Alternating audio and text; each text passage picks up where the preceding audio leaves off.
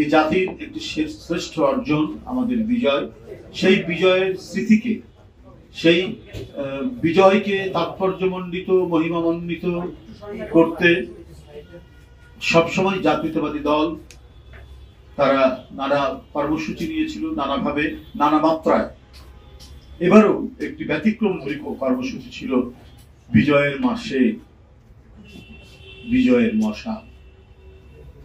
আগামীকাল 1 ডিসেম্বর থেকে শুরু করে 16 ডিসেম্বর পক্ষকাল ব্যাপী 16 ডিসেম্বর পর্যন্ত আমাদের এই কর্মসূচিটি পালিত হতো।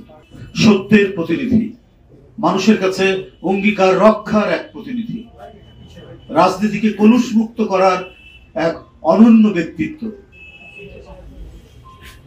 বেগম খালেদা জিয়া আজ এভার কেয়ার হাসপাতালে